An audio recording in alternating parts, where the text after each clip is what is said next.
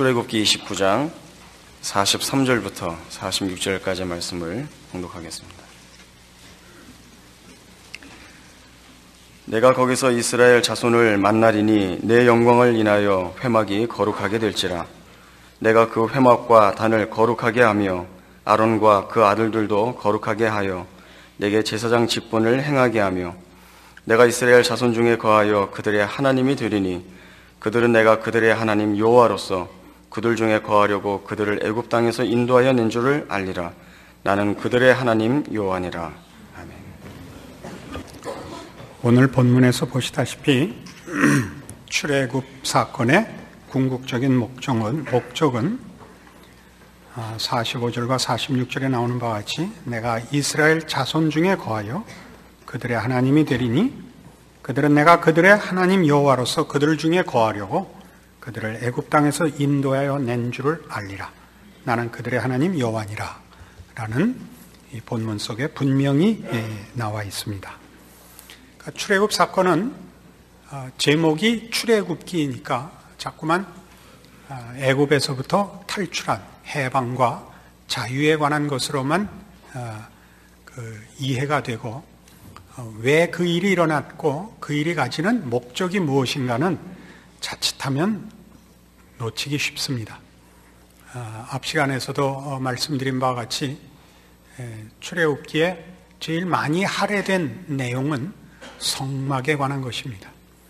그러니까 하나님은 이스라엘 백성을 종되었던 애굽 땅에서 구원하여 자기의 백성을 삼고 당신을 경배케 하며 이스라엘 백성으로 하여금 하나님의 자녀가 되게 하는 목적을 위하여 애굽으로부터 구원을 베푸시는 것입니다.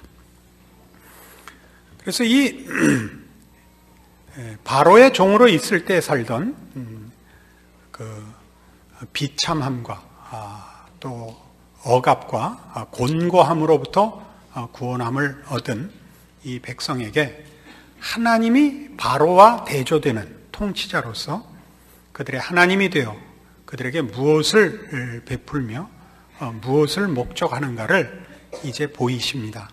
그 중에 대표되는 이 출애굽기에 소개된 두 가지가 바로 율법과 성막입니다. 하나는 질서를 주시고 또 하나는 하나님의 통치, 그 통치를 위한 하나님의 임재를 이제 허락하시는 것입니다. 그런데 이 성막에 관한 내용들을 보시면 앞선 시간들에서도 잠깐 설명을 드렸다시피 25장에서 31장에 이르는 내용 속에서는 성막을 어떻게 지어야 하는가를 세밀한 부분까지 하나님께서 직접 설명하시는 부분이고 35장에서 40장까지에는 그걸 이스라엘 백성이 어떻게 지시한 대로 세밀한 부분까지 그 말씀에 맞추어서 지었는가 하는데 다 할애되고 있습니다.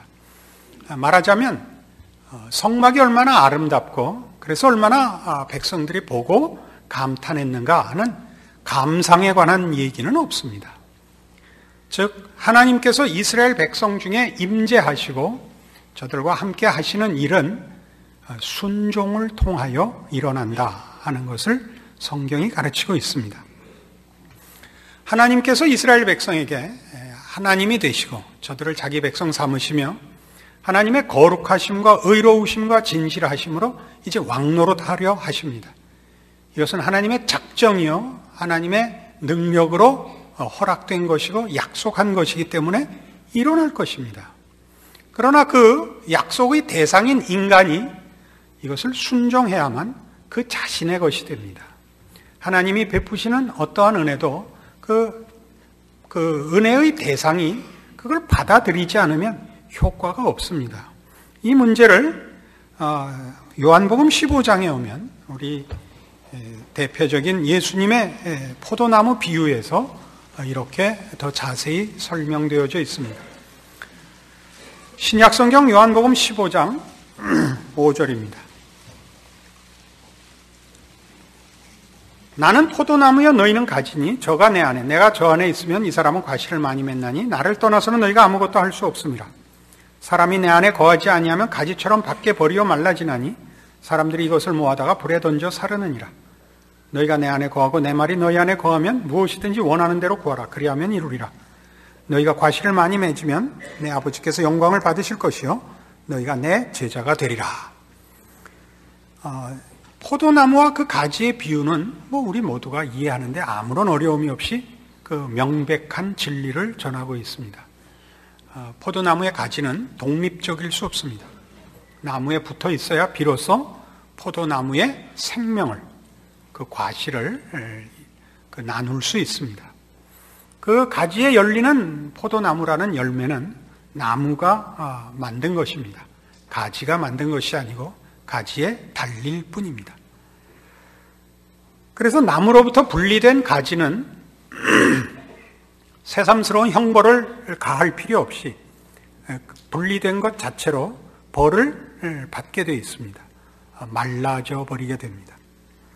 그래서 8절에 있는 바와 같이 과실을 많이 맺는 것은 책임이고 조건이고 이전에 그렇게 함으로써 나무의 영광을 나누는 것이 됩니다. 나무의 영광을 나눈다는 것은 가지에 맺히는 열매로 인하여 그 나무의 영광이 드러나며 그 가지의 값이 드러납니다. 그러니까 순종이라는 것은 우리가 하나님을 위하여 열매를 만드는 작업도 아니고 우리가 하나님의 복을 받기 위한 조건으로 제시되는 것이 아니라 하나님께서 창조하시고 구원하시고 사랑하시는 그의 백성들의 존재의 위치와 하나님과의 관계를 설명하는 것입니다. 그러니까 우리 모두는 하나님 없이는 존재할 수도 없고 존재의 의미나 가치를 스스로 창출할 수도 없습니다. 이러한 일들은 하나님께서 이스라엘 백성 중에 거하시지만 저들의 순종을 통하여 하나님의 하나님 되심이 드러나고 영광이 나타나기를 원하신다는 차원에서 우리 출애굽 사건을 그 성막의 의미를 분명히 해야 됩니다. 하나님은 다만 이스라엘 백성 중에 거함으로써 무슨 보호자가 되고 그 복이 되고 하는 저들의 필요에 답할 뿐만이 아니라 당신의 어떠하심이 이스라엘이라는 자기 백성들의 통치자로서 그 통치를 받는 이스라엘 백성의 다른 민족과의 구별됨으로 그 영광이 나타나기를 원하시는 분입니다. 그것은 차별을 위해서가 아니라 하나님의 창조주 되심과 구원자 되심의 높으심과 복되심과 충만하심이 창조주 하나님이요 구원주 하나님이요 게다가 우리의 아버지로서 가지는 사랑과 은혜에 근거합니다. 이런 일들은 우리 지금 현대를 사는 우리 신자들에게도 동일한 하나님의 약속이며 우리가 가져야 할 신앙의 원리들입니다. 에베소서 1장에 가시면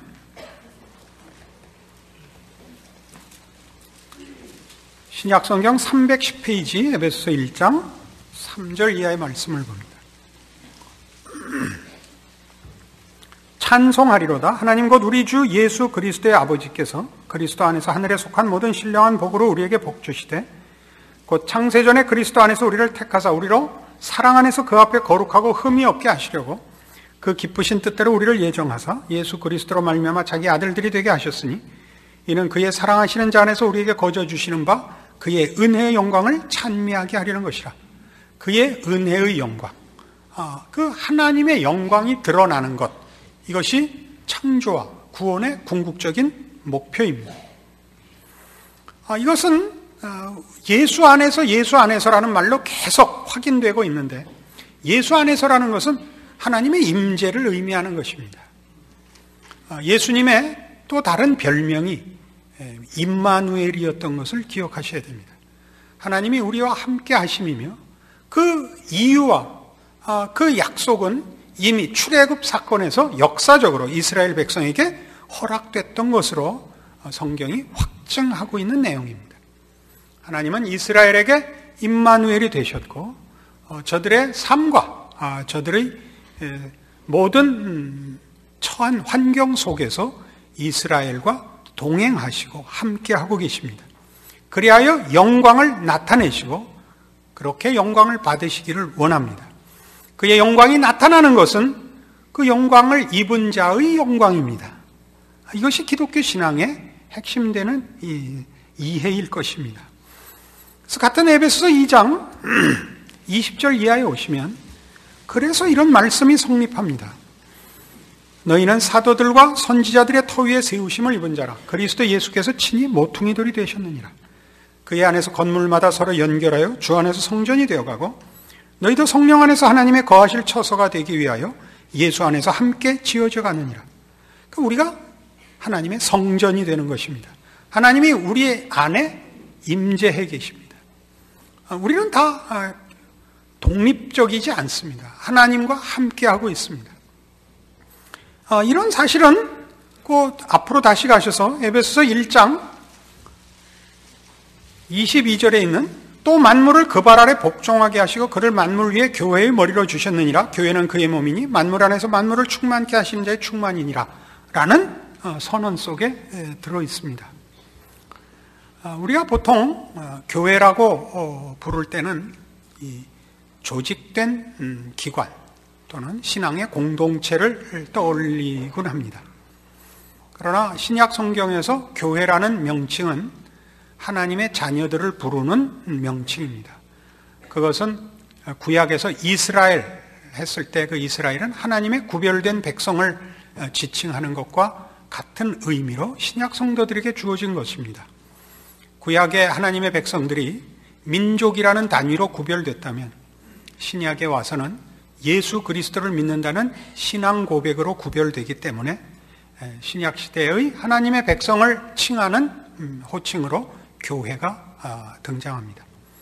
그러나 이 교회라는 말은 각 개인이 하나님을 믿고 하나님의 자녀가 되어서 받는 이름이면서 동시에 다른 이름들, 성도라든가 신자라는 것과는 다른 의미 때문에 교회라는 이름을 씁니다. 성도라는 것은 믿지 않는 자들과 구별해서 쓰는 표현이고 신자라고 할 때는 신앙 고백을 기준해서 하나님을 믿는 자로, 예수를 믿는 자로 초점을 둘 때 쓰는 호칭입니다. 교회는 예수 그리스도와 연합된 자라는 뜻에서 쓰는 호칭입니다. 그러니까 교회는 지금 에베소서 1장 22절 23절에서 본 바와 같이 그리스도의 몸입니다. 그리스도의 몸이란 그리스도와 각 신자가 연합되어 있다는 뜻입니다. 유기적으로 연합되어 있어서 둘을 분리할 수가 없습니다. 우리 신체 기관이 머리와 몸이 연합되어 있는 것과 같은 개념입니다. 생사를 같이 하며 화복을 같이 하는 그런 존재입니다. 그런 이름으로 쓰는 것이 교회입니다. 그러니까 하나님께서 이스라엘 백성 중에 강림하시고 저들의 삶과 저들의 상황에 함께 하시는 그 약속의 실체가 그리스도 예수 안에서 이제 주어져 있는 것입니다. 하나님은 각 성도들의 존재와 삶과 운명에 유기적으로 연합된 함께 그 일을 경험하고 결정하고 운명 짓는 우리 안에 계시는 우리입니다. 이걸 관념론적으로 생각하지는 마십시오. 그래서 이것이 어떤 의미를 가지느냐 할 때 신앙 공동체로서 조직된 기관으로서 교회를 생각할 때도 바로 이런 개념의 공동체라는 걸 놓치지 않아야 됩니다. 이런 개념의 공동체라는 것은 그리스도께서 우리를 당신과 묶어서 뭘 하려고 했느냐 할 때 우리가 출애굽 기사에서 보듯이 종되었던 애굽에서 꺼내어 하나님의 자녀로 만드는 것, 이것이 목적이었듯이 예수 그리스도의 십자가로 말미암아 죄와 사망에서 구원해낸 그의 백성들을 구원의 완성을 위하여 그리스도와 묶었다는 사실을 기억해야 됩니다. 그러니까 교회에서 일어나야 할 일은 무엇이냐? 에베소서 3장 14절 이하에 이렇게 설명합니다. 이러함으로 내가 하늘과 땅에 있는 각 족속에게 이름을 주신 아버지 앞에 무릎을 꿇고 비노니 그 영광의 풍성을 따라 그의 성령으로 말미암아 너희 속사람을 능력으로 강건하게 하옵시며 믿음으로 말미암아 그리스도께서 너희 마음에 계시게 하옵시고 너희가 사랑 가운데서 뿌리가 박히고 터가 굳어져서 능히 모든 성도와 함께 지식에 넘치는 그리스도의 사랑을 알아 그 넓이와 길이와 높이와 깊이가 어떠함을 깨달아 하나님의 모든 충만하신 것으로 너희에게 충만하게 하시기를 구하노라. 이 충만입니다. 어떤 충만이요? 하나님의 충만으로 충만해지는 것입니다. 아까 본 에베소서 1장에서 교회는 그의 몸이니 만물 안에서 만물을 충만케 하시는 자의 충만이니라 해서 확인됐던 것과 같은 것입니다. 그러니까 기본적으로 교회로 부름받은 이유는 우리가 얻은 구원의 부정적인 부분만 말고 긍정적이고 적극적인 의미에서 그리스도 예수 안에서 하나님의 모든 충만함으로 충만되어져야 되는 일로 인하여 그리스도와 연합되어 있고 우리의 현재 신앙 고백 이후의 삶이 이유를 가지는 것입니다.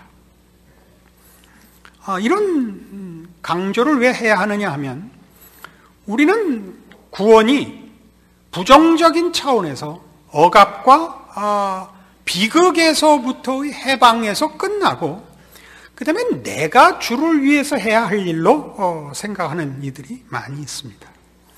그래서 하나님의 사람으로 하나님으로 인하여 충만해지는 하나님의 영광의 찬송이 되는 일들로 인하여 하나님이 교회를 허락했다는 것을 놓치고 구원받은 자로서의 해야 할 책임들과 헌신들이 너무 일찍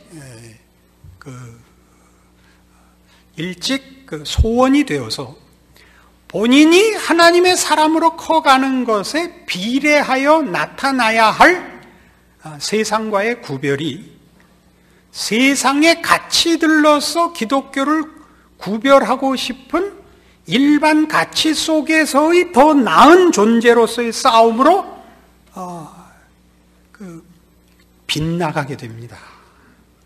그러니까 우리가 이해하기 좋게 얘기하자면 교회란 어떤 공동체여야 되는가 이렇게 생각을 하면 교회 안에서는 이 하나님의 모든 충만하심으로 충만케 되는 일을 위하여 서로가 격려하고 도움이 되는 존재요 함께하여 그 훈련을 하는 공동체로서 1차적인 이해가 있어야 됩니다.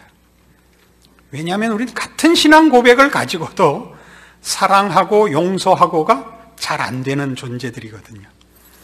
그러니까 여기서도 잘 안 되는데 나가서야 얼마나 안 되겠습니까? 그렇죠? 그러니까 교회는 1차적으로 이 일을 위하여 있습니다. 그러니까 교회에 오시면 다른 얘기하지 마시고 자기의 신앙의 전진을 위하여 자기 신앙의 유익을 위하여 교회가 있다라는 것을 늘 기억하고 거기에 집중하셔야 합니다. 그러나 세상에 나가면 세상은 교회를 평가하는 것이 생명과 진리로 평가하는 것이 아니라 윤리와 도덕으로밖에는 평가할 줄 모릅니다. 그러니까 세상은 교회에 대하여 너희들이 종교인들이니까 우리보다 나아야 될 거 아니냐라는 요구를 합니다. 물론 우리는 다릅니다. 우리가 가지는 윤리 도덕은 생명과 진리로부터 나가는 윤리 도덕입니다. 세상이 만드는 것은 윤리 도덕 위에 종교를 만든다 할지라도 거긴 생명과 진리가 없습니다. 우리만이 갖고 있습니다. 그러니까 우리가 저들보다 더 나아야 하는 것은 우리의 윤리 도덕은 예수 그리스도의 십자가까지 가는 윤리 도덕입니다. 안 그렇습니까? 자기를 주고 희생하는 자리까지 가는 윤리 도덕이죠. 세상은 그런 윤리 도덕은 없습니다. 자기가 있고 그 다음에 윤리 도덕이 있죠. 그러나 이 싸움에 우리가 말하자면 실족하기도 하고 도전을 받기도 하는 것은 물론 근본적으로 남들보다 더 나은 뿌리와 내용을 갖고 있음에도 불구하고 그렇지 않은 자들의 수준에도 미치지 못한다는 공격을 받을 때 우리 할 말이 없습니다. 우리가 물론 많이 반성해야 되는 부분입니다. 그러나 이런 도전을 입막음 하기 위해서 내가 하나님의 충만하심으로 충만해지는 것으로 맺는 열매, 그것으로 인하여 변화된 나, 생명과 진리가 뿌리가 되어 나타나는 열매가 아닌 기독교를 지키고 싶고 우리가 갖는 신앙의 고급함을 확인시키고 싶은 오직 하나의 일념에서 세상 앞에 그들보다 나은 선행을, 그들이 가지는 가치에 우리가 최우선의 자리를 점하려는 욕심으로 기독교를 증명하려고 하면 우리는 말라버립니다. 생명과 진리가 없는 윤리나 도덕이나 어떤 가치도 상대방의 영혼을 두드리지 못합니다. 생명과 진리가 있어야만 상대방의 영혼에 반응을 불러일으킬 수 있습니다. 그래서 우리가 믿는 기독교 신앙을 잘 보시면 그 하는 신앙 고백에 비해서 삶의 모습이 형편없는데 그 사람에게는 어쨌든 열매가 맺힙니다. 말하자면 전도의 열매가 맺힙니다. 생명이기 때문에 생명을 낳습니다. 그러나 아무리 고급한 철학과 세상 지식을 갖고 있고 도덕성과 인격성이 있어도 그것은 결단코 생명을 낳지는 못합니다. 이것은 우리를 변호하자는 얘기를 하는 것이 아니고 우리에게 허락된 복들이 무엇인지, 우리가 하는 신앙 고백의 핵심이 무엇인지를 우리 모두가 확인하기 위해서입니다. 그래서 아까 본 에베소 3장 이 14절 이하의 말씀은 뒤에 20절과 21절에 이런 단서가 붙습니다. 우리 가운데서 역사하시는 능력대로 우리의 온갖 구하는 것이나 생각하는 것에 더 넘치도록 능히 하실 이에게 교회 안에서와 그리스도 예수 안에서 영광이 대대로 영원 무궁하기를 원하노라. 아멘. 이라는 감격의 그 고백이 나옵니다. 찬송과 고백이 나오는데 그건 뭐냐면 교회 안에서와 그리스도 예수 안에서, 그리스도 예수가 갖는 의미, 예수로 인하여 하나님이 그의 모든 구원을 우리에게 허락하셨다는 사실과 그걸 이루기 위하여 우리를 교회로 불렀다, 우리를 당신과 묶었다는 사실로 인하여 사도 바울은 하나님의 모든 충만이 우리의 것이 될 수밖에 없는 하나님의 작정과 약속과 허락된 믿음의 진실성을 확인하여 이 찬송으로 이 말을 결론 짓게 되는 것입니다. 이것이 우리의 신앙입니다. 그런 의미에서 교회는 일차적으로 사회적이지 않습니다. 믿음의 공동체고 우리가 고백하는 고백과 우리에게 허락된 약속들을 우리 자신들에게 충만케 하기 위하여 허락된 기관으로 이해해야 합니다. 그러니까 여러분은 교회에 대하여 우리가 보다 사회적이 되어야 한다라는 것을 명분으로 내세우면 안 됩니다. 그건 물론 해야 되는 일입니다. 왜냐하면 하나님이 그 아들을 이 세상에 보내실 만큼 자비와 긍휼과 용서와 구원의 그리고 사랑의 하나님인 이상 하나님의 충만하신 것으로 충만된 자가 사랑과 긍휼과 자비에 대하여 외면한다는 건 있을 수 없습니다. 그러나 말을 왜 우리 교회는 이렇게 사회적인 봉사가 없습니까? 라고 얘기하는 것은 공부를 열심히 하면 훌륭해진다라는 논리에서 공부를 열심히 하자, 그러면 훌륭해진다고 해야지. 왜 훌륭하지 않습니까? 훌륭합시다. 훌륭한 것은 어떻게 공부는 안 하고 훌륭할 수 있는 건 뭡니까? 멋있게 옷 차려입고 아무 데 가서나 아는 척하고 하는 것일 수밖에 없지 않습니까? 훌륭할 수가 없죠. 훌륭하려면 공부를 해서 채우는 수밖에 없어요. 실력을 채워야 훌륭해지죠. 대사회적인 봉사를 해야 되고 그 시대와 역사 앞에 책임을 져야 됩니까? 그러면 하나님의 충만하신 것으로 충만해지십시오. 그것이 교회가 해야 할 일이고 교회에 요구해야 할 일입니다. 그러나 우리는 이 도전을 기독교 역사 내내 해봤습니다. 우리로 하여금 포도나무에 붙어 있는 것을 포기하고 나와서 가지들 보고 돌아댕기라는, 가지들 보고 날라댕기라는 이 유혹을, 이 시험을 기독교 신앙은 내내 받아옵니다. 어디로부터? 세상으로부터 받습니다. 왜요? 우리의 무서움은 우리 각자에게 있는 것이 아니라, 우리 각자의 열심과 개인적인 재능에 있는 것이 아니라 우리가 붙어있는 나무에 있기 때문입니다. 모두를 대표로 해서 한 걸로 인정을 하고, 그래서 성경은 이 교회에 대한 의미와 이 교회의 이 중요한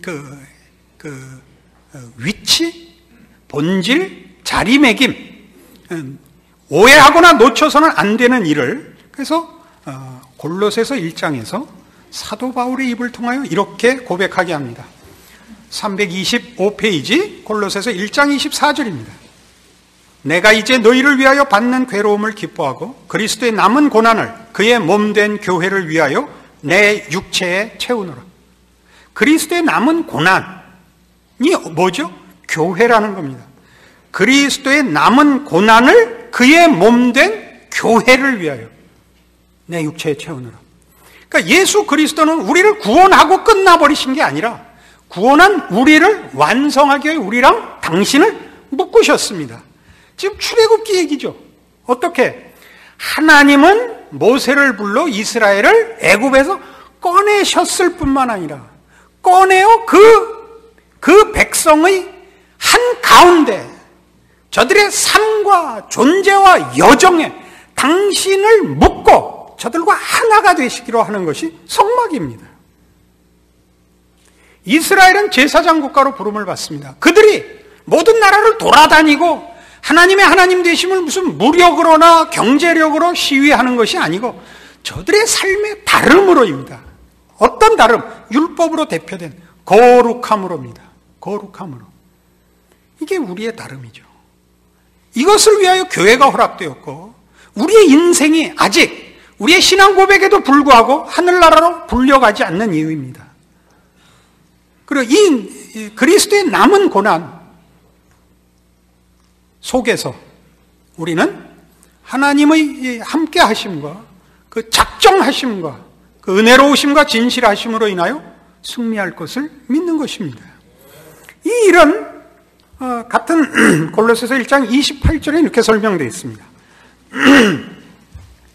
우리가 그를 전파하여 각 사람을 권하고 모든 지혜로 각 사람을 가르치면 각 사람을 그리스도 안에서 완전한 자로 세우려 함이라. 이겁니다. 완전한 자로 세우는 것. 이것이 교회가 가지는 책임이며 우리에게 허락된 말할 수 없는 신비입니다. 하나님이 우리에 대하여 가지신 그의 창조주로서 구원자로서 우리의 아버지로서 가지시는 기쁘신 뜻입니다.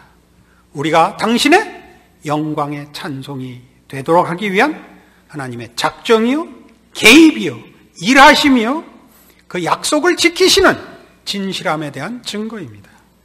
여러분 각자가 어떠한 은혜와 인도함 속에 여기까지 왔는지를 말씀으로 깊이 확인하시고 남은 여생이 하나님의 자녀로서 도대체 어디까지 어느 지경까지 인도함을 받는지 기대하시는 그런 신앙생활이 되고 또 하나님과 함께하여 세상 앞에서 여러분은 다르다라는 항복을 받아내셔서 여러분을 통하여 하나님이 증거되고 그 영광을 받으시고 여러분에게는 늘 하나님과 함께하는 기쁨과 찬송이 넘치는 그런 신자의 인생이 되기를 바랍니다. 기도하십시다. 하나님 아버지 은혜를 감사합니다. 하나님의 자녀로 사는 것의 기쁨을, 하나님의 작정을, 그 은혜로우시고 영광되고 놀라운 우리의 믿음을, 허락하신 믿음을 확인했습니다. 우리를 이 자리까지 인도하신 하나님이 우리를 필경 그 약속의 완성까지 이루게 하실 줄 믿습니다. 그리고 그 모든 과정이 참으로 놀라운 하나님의 약속에 의하여 진전되고 확인되고 처음으로 맛보는 기적의 삶이요 하나님의 영광으로 가는 과정인 것을 인정합니다.